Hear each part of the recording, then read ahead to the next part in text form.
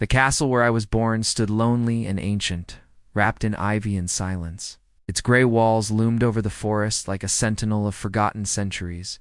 Time seemed to move differently there. Days crept slowly, the sun filtered weakly through the heavy oaks, and nights pressed upon us with a suffocating stillness.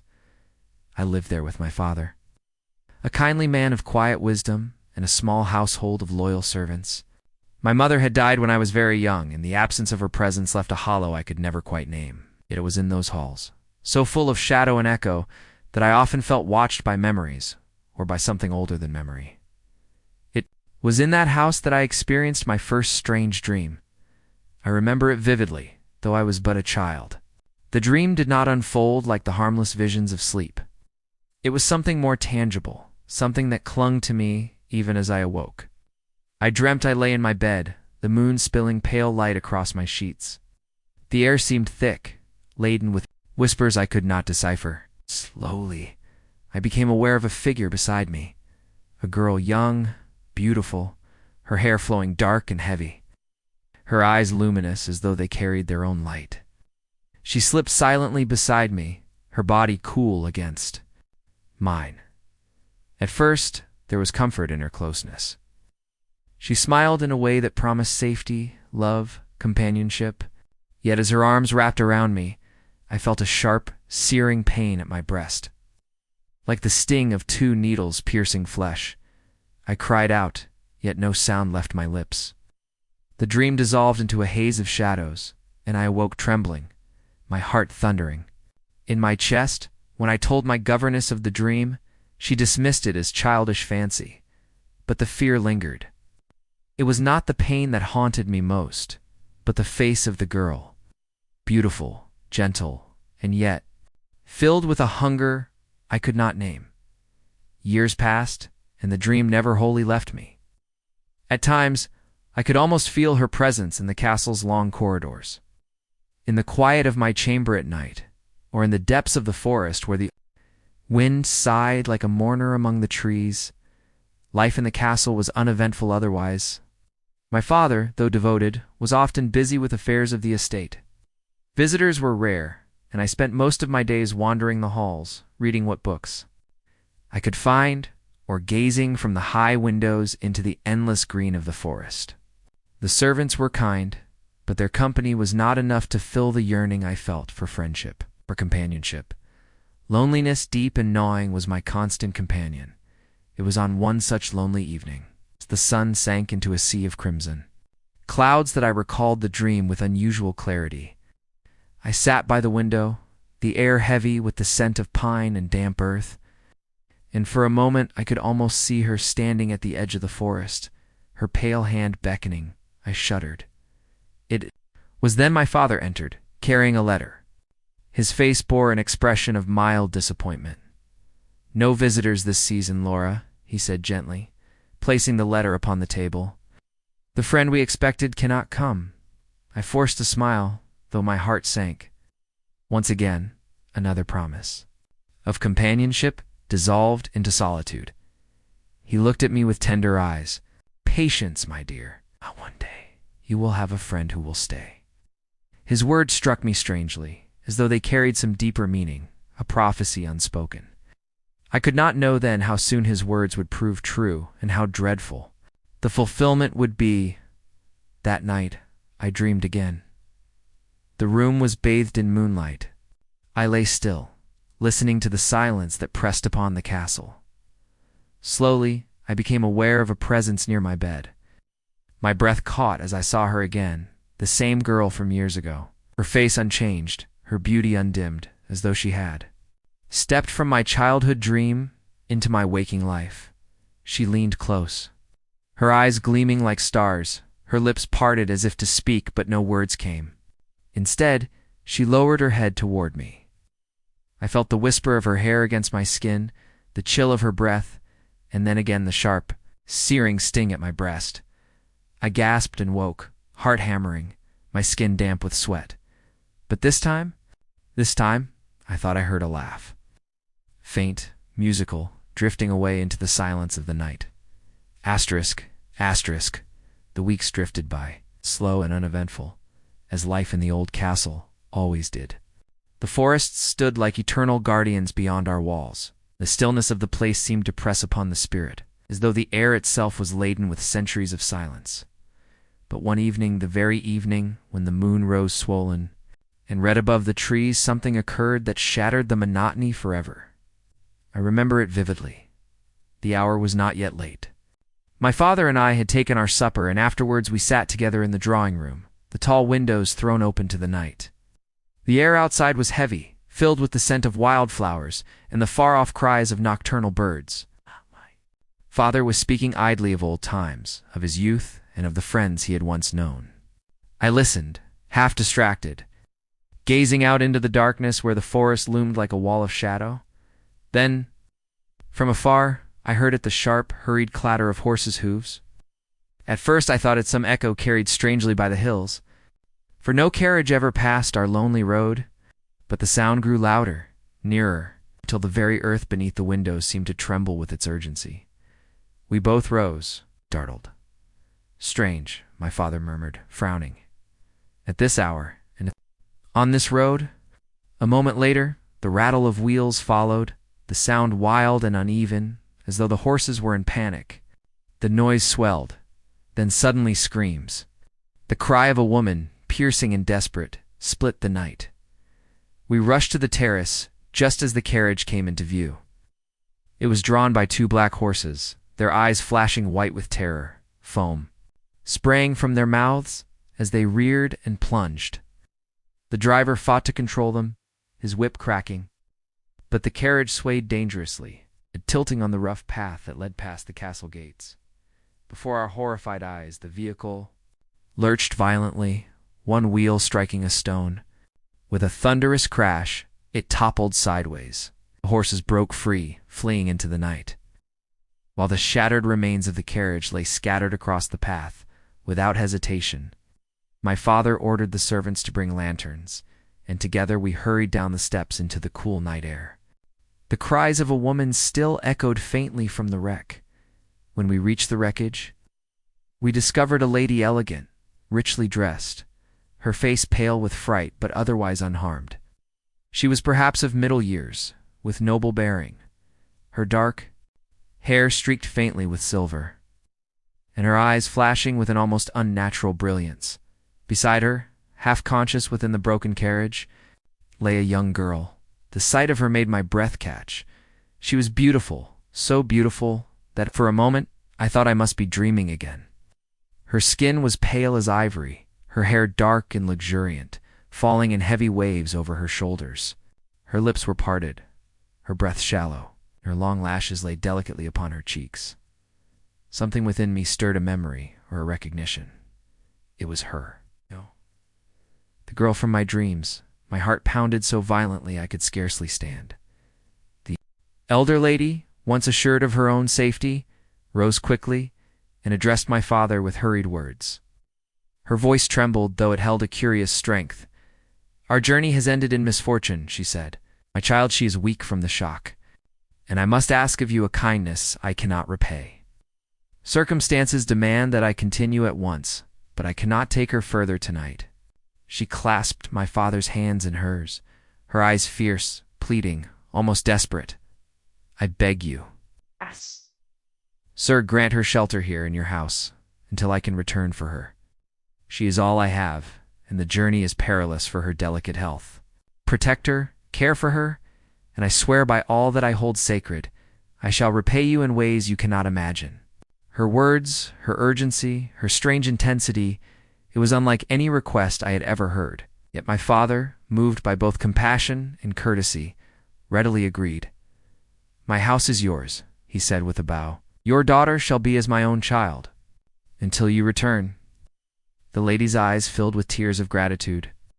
She bent over her daughter, kissed her pale brow, and whispered something too faint for us to hear. Then, with surprising haste, she climbed into a waiting carriage summoned. It seemed as if from the shadows themselves. Within moments, the horses galloped into the darkness. She was gone. We were left standing in the moonlight, bewildered, the pale girl lying silent among us, gently, With the help of the servants, we carried her into the castle. She was still, half-conscious, her breath shallow, her skin cold as marble. I followed close, unable to take my eyes from her. Every line of her face, every curl of her hair, was imprinted upon me as though I had seen her all my life. As we laid her upon a bed, in the guest chamber, her eyes fluttered open for a moment. She gazed at me directly with a look that pierced to the very core of my soul. Then, in the faintest of whispers, she spoke. "Laura." My heart stopped. She knew my name. Before I could reply, her eyes closed again, and she sank back into silence. That night, long after the household had gone to rest, I remained wakeful, pacing my chamber, my thoughts consumed by the strange girl. Her face haunted me, her whisper echoed in my ears. I could not understand how she had spoken my name, nor why her features seemed so familiar, as if carved into my memory long before this night. But deep within me, I knew. She was the girl from my dreams, and she had come at last. The following morning, the castle was filled with a quiet stir. Servants moved softly in and out of the guest chamber, bearing trays of food, bowls of water, and fresh linens. My father spoke little of the incident, though I could see his mind working, curious about the mysterious lady who had departed so suddenly, leaving her daughter in our care. As for me, I could think of nothing but the girl. When at last I was permitted to enter her chamber, my heart raced. She lay propped against pillows, pale but radiant, her eyes half closed as though she floated between sleep and waking. Yet even in weakness, she seemed possessed of an otherworldly beauty. At the sound of my step, she stirred.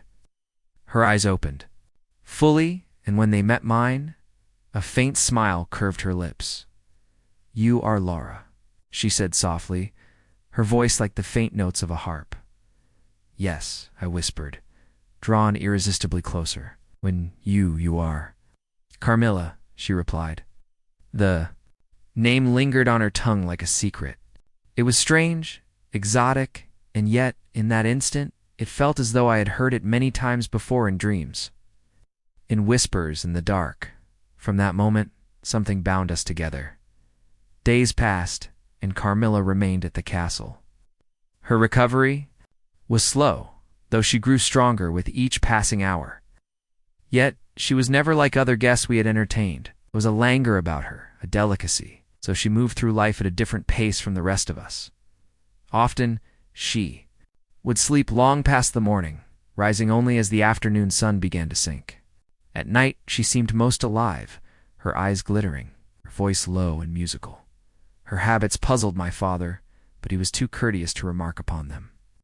I, however, was fascinated. We spent long hours together. She would take my arm as we walked in the gardens, or sit with me by the great windows, watching the sky darken over the forest. At times she was lively, laughing, her words filled with wit and charm. At other times she fell into silence, gazing at me with an intensity that both thrilled and unnerved me. More than once, I felt her hand slip into mine, soft and cool, her touch lingering longer than friendship might excuse. She would lean close, her breath warm against my cheek, and whisper things so strange and tender that I could not reply. "You are mine, Laura," she once said, her voice trembling. "You cannot leave me. We are destined for one another." My heart beat wildly at her words, yet a shadow of fear crept into me. There was something in her eyes, something both yearning and hungry, that I could not fully understand. Still, I could not turn from her. Her presence filled my days with light, her absence with longing. One evening, as twilight deepened, Carmilla and I sat together in my chamber. The candles burned low, casting long shadows upon the walls. She reclined upon the couch, her head resting lightly against my shoulder, her hair spilling like dark silk across us both. "Do you believe in destiny, Laura?" she asked suddenly. I hesitated. I do not know. My father says our lives are guided by providence, but you do. You believe it? Her lips curved in a secret smile. "Yes, I believe there are bonds older than this life, spirits that find each other again and again across time, across death itself. You and I, she paused, her fingers tightening upon mine. You and I are such spirits. I knew it from the first moment. Her words thrilled and frightened me all at once. I tried to speak, but her gaze silenced me. Then, with a sudden intensity, she drew me into her arms, pressing her lips to my cheek. Her embrace was passionate, trembling, almost fevered. I gasped, startled, but she only clung closer, whispering, "You are mine, mine alone." In that moment I should have recoiled. I should have questioned her strange ardor, her overwhelming attachment, yet I did not. I was powerless against the force of her presence, the spell of her touch. I yielded to her embrace, even as a strange unease stirred in the depths of my soul. From that night, her manner grew more possessive, more intense. When I laughed, she grew silent. When others addressed me, she watched with eyes that burned like coals. At times her affection seemed almost painful, too fierce, too consuming, as though she would devour me with her love. Yet she was also tender, gentle, and filled with an affection that I could not bring myself to resist. I told myself it was friendship. I told myself it was gratitude for her company in our lonely castle. But deep within, I knew it was something more. And with every passing day, the bond between us deepened. But there were things that troubled me. She avoided conversation about her family, her past, or the mysterious lady who had left her in our care. I pressed her with questions. She turned away, her face clouded with shadow. She never joined us at prayers, nor spoke of faith. And though she professed affection for me beyond measure, there were times late at night, when the moonlight fell upon her face, that I caught in her expression a look so strange, so hungry, that it chilled my very blood.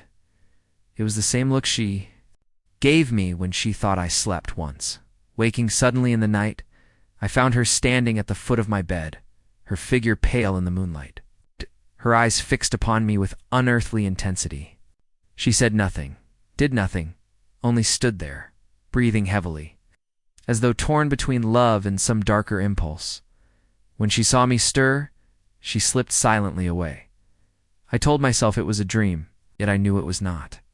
And so the days passed, sweet and strange, filled with laughter and whispers. With love and fear, Carmilla had become the center of my life, the pulse of my days. Yet even as I basked in her presence, I felt a shadow lengthening around me, a shadow I could neither name nor escape. For in her eyes, I began to see not only love, but something else, something darker. Asterisk, asterisk, the bond between Carmilla and me had become the very rhythm of my days. She was with me in every moment, and when she was absent, her memory haunted me with an intensity I could not shake. Yet something in the air of the castle had changed.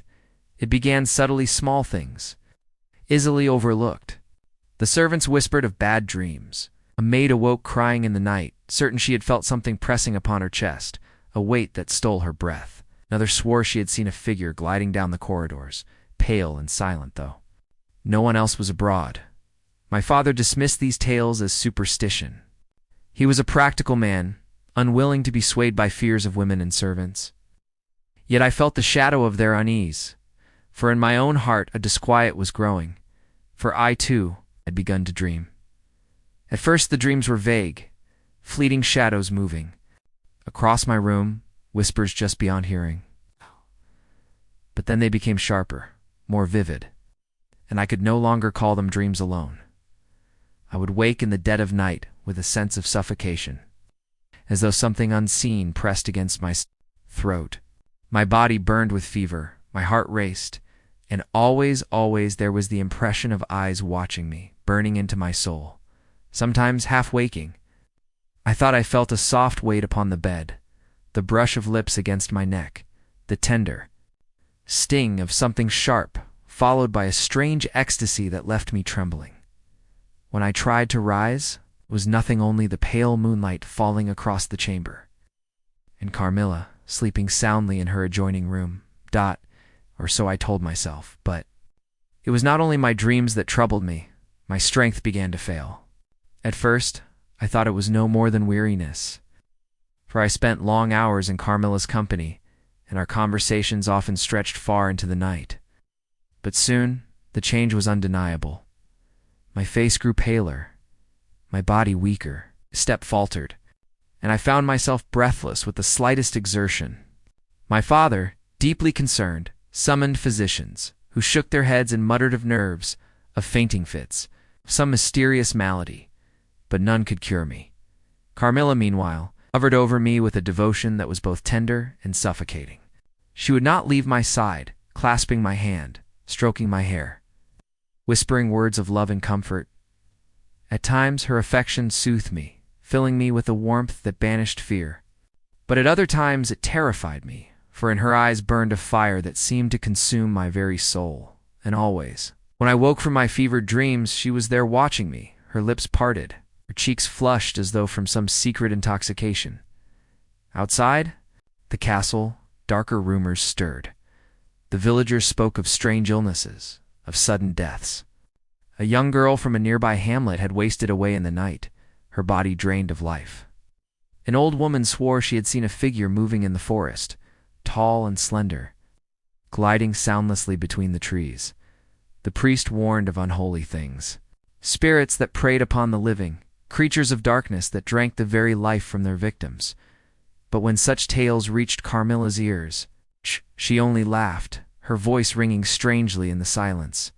"Superstition," she said, pressing my hand with a smile. "Old wives' tales, Laura. You must not listen to such nonsense." Yet even as she spoke, her eyes glittered with a light I could not comprehend. One night, as we sat together in my chamber, I could not contain my fear.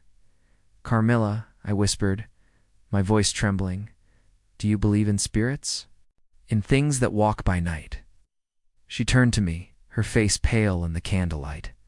For a moment, I thought she would dismiss my question, as she always did. But then she leaned closer, her breath warm upon my cheek. "There are more mysteries in heaven and earth than your priests will tell you," she murmured. "Spirits, yes, they exist, but not all are to be feared. Some love us, Laura, some love us beyond death, beyond time. They return to us, drawn by bonds stronger than the grave." Her hand tightened on mine, her eyes shining with a strange fervor. "You must not fear them," she continued softly. "If one such spirit loved you, if it desired you above all others, would you not welcome it? Would you not surrender to it, body and soul?" Her words filled me with both terror and fascination. I could not answer. My heart pounded, my breath caught, and I felt her lips brush my cheek with a tenderness that bordered on desperation. I should have recoiled. I should have cried out, but I did not. Instead, I sat frozen, caught in the spell of her gaze, trembling, with a fear that was not without its own strange sweetness.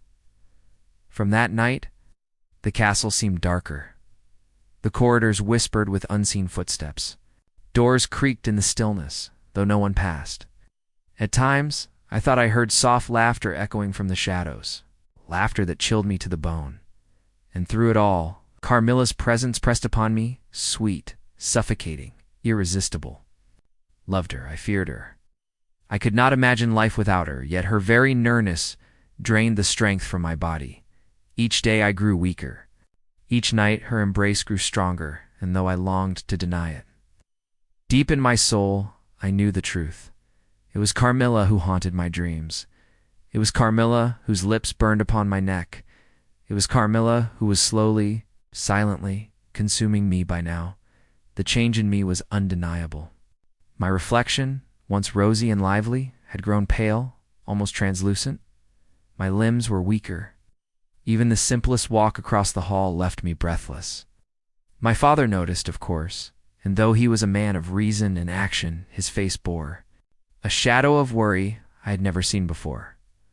"Laura," he said one afternoon, as I leaned weakly upon his arm, "you are wasting away. This is no ordinary illness. There is something wrong here. I will not sit idly while my child suffers." I tried to speak, but my voice trembled. I could not tell him what I feared. How could I explain that the very presence of Carmilla, the one I loved so deeply, might also be the source of my weakening? How could I confess that she haunted my nights and my dreams, that my very life seemed to slip away when she drew near? That evening, Carmilla came to me as usual. Her eyes were bright, but there was a restlessness I had not seen before. "You look pale tonight, Laura," she whispered, drawing me into her arms. "You frighten me." "What has happened?" I forced a smile, but it did not convince either of us. "I am tired," I murmured, letting her cradle me. "I feel strange." She kissed my forehead, lingering far longer than comfort required, and I felt the same dizzying weakness I had come to dread. Her breath was warm against my cheek, and for a moment I was lost entirely in the comfort of her touch. But even as I relaxed, a small, terror-laden thought crept into my mind. What if this comfort came at a cost? My father's concern grew with each passing day. He began to question the servants, and they told him whispers of oddities, lights moving through the corridors when no one was there, doors opening in the dead of night, and strange sounds from the empty guest chamber. At last he summoned a man who had long been a trusted friend of the family, General Spielsdorf, who had once served in the army with him. The general was a man of sharp intelligence and unshakable courage. He listened carefully as my father recounted the events, the strange carriage, Carmilla's sudden appearance, my illness, and the eerie tales of servants. After a long pause, the general spoke, his voice calm but grave. "There is a darkness in this tale, Herr General. I have seen such things before, in other lands, other times. What you call superstition may yet be a terrible reality. We must observe the girl, and we must know her nature before it is too late." That night, I lay awake, thinking of what was to come. Carmilla entered my room as usual, her face radiant in the flickering candlelight. "You worry?" she said, her voice soft, almost playful. "Why does your brow crease so?" I fear. For my health." Her expression darkened for the first time. She stepped closer, her shadow falling over me. "You need not fear me," she said. "I only wish to protect you, to keep you close. You are mine, Laura." The word struck me with the weight of prophecy. I tried to move, but her hand rested lightly yet firmly on my arm. I could not pull away. The general had devised a plan. He and my father would watch Carmilla closely, noting her habits, her movements, and her behavior in the hours of night. They discovered that she never slept as other humans did. She would rise when all were still, wandering the halls, silent and light-footed. She avoided the sun, preferring the shadowed corridors or the darkened gardens. And sometimes, in those ghostly hours, she would appear at my bedside, gazing down at me with an intensity that was almost unbearable. It became clear that the cause of my wasting was no ordinary illness. One night, the general and my father caught her near my bed, bending over me, her lips brushing my throat. She drew back with a soft hiss as they entered, her face twisted in something like fear, something like anger, but it was only momentary. Soon her expression softened again, her eyes imploring, pleading, almost human once more. The unmasking was painful, for love and fear became inseparable. Through questioning and careful observation, it was revealed Carmilla was no ordinary girl. She was a vampire, her life sustained by the blood of the living, her soul intertwined with the night. The name of her family, once whispered by the general, revealed centuries of darkness. Mircalla, the daughter of a cursed house roaming the lands. Preying upon the innocent, my heart ached, torn between horror and love. How could one so beautiful, so tender, so overwhelmingly affectionate, be the creature who drained life from my body? And yet it was undeniable. Every weakness, every fainting, every fevered night had been caused by her. Finally, a plan was made. Carmilla's resting place would be discovered. Her power ended before she could claim another victim. But the night before the final confrontation, she came to me one last time. "I love you, Laura," she whispered. "More than life, more than death, you cannot deny it. You will belong to me forever, whether you will it or not." Her lips brushed mine in a kiss that was both tender and fatal. I felt the weight of life itself leaving me, and yet I could not draw back. I cannot, I whispered, trembling. You are my torment and my desire both. She smiled faintly, almost sadly, and withdrew. That night, I slept with terror and longing intertwined in my dreams. The dawn brought the final confrontation. The general and my father pursued Carmilla to the ruined chapel hidden deep within the forest. There her coffin lay beneath centuries of dust and shadow.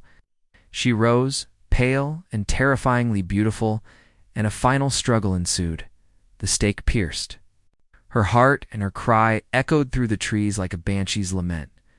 Her body writhed, contorted, and finally crumbled into ash. Leaving only silence, I wept, but I also felt a strange release. She was gone, and yet the memory of her love, her hunger, and her strange beauty would never leave me. The days that followed Carmilla's destruction were quiet, almost painfully so. The forest seemed to exhale a long-held breath, and the castle, though still grand and imposing, felt lighter, as if a weight had been lifted from its ancient stones. Yet for me, the relief was mingled with sorrow, confusion, and an ache that no words could contain. I was physically weak, yes, but the illness that had consumed me slowly began to recede. My strength returned, and my color gradually came back to my cheeks, yet the recovery of the body could not heal the soul, and my heart was still entangled in the memory of Carmilla, her beauty, her tenderness, her terror. I would wake at night and see her face in the flickering candlelight, pale and radiant, her eyes gleaming with that strange intensity I had known so well. Sometimes I thought I heard her whisper my name, faint and musical, carried on the wind through the open windows of my chamber. The general, my father, and the servants assured me it was only my imagination. That grief and fear often lingered, long after danger was gone, and yet, in the quiet moments, I knew it was more than memory. Carmilla had left a mark upon me that could not be erased. Life gradually returned to a semblance of normality. The servants resumed their daily tasks. My father returned to his work in the estate, and I tried to occupy myself with reading, music, and walks in the gardens. Yet the forest, once a place of innocent fascination, now held a peculiar dread. I would catch glimpses of shadows among the trees, fleeting movements that vanished when I turned my eyes fully. The wind through the leaves sounded, at times, like a voice, soft, lamenting. Calling it was as though Carmilla had not truly left, but existed somewhere between the living and the dead, a lingering presence tied to me by bonds older than life itself. I often pondered her nature, her duality. She had been my tormentor and my beloved, my destroyer and my companion. How could one being embody both love and horror so completely? And how had I, a simple girl from a quiet castle, been drawn so irresistibly into her embrace? Perhaps it was fate, or perhaps the whims of a cruel universe. I could not know. Time moved forward, as time always does, yet nothing was as it had been. I learned to smile again, to laugh lightly, to speak freely, but the shadow of my experiences lingered. I would sometimes wander the halls of the castle at night, remembering her soft touch, the warmth of her hand in mine, the strange mixture of desire and dread that she stirred within me.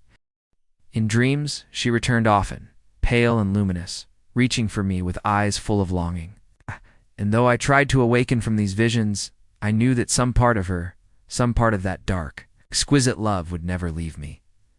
My father noticed the change in me. He spoke gently, cautioning me to let go of the past and to embrace life anew. And yet, even as I listened, I could not deny that a part of my heart had been claimed by one who could never truly belong to this world. Carmilla's story had ended, but the memory of her, her passion, her darkness, her irresistible allure would linger with me always, I realized, with a mixture of sorrow and acceptance, that some loves are not meant to be safe.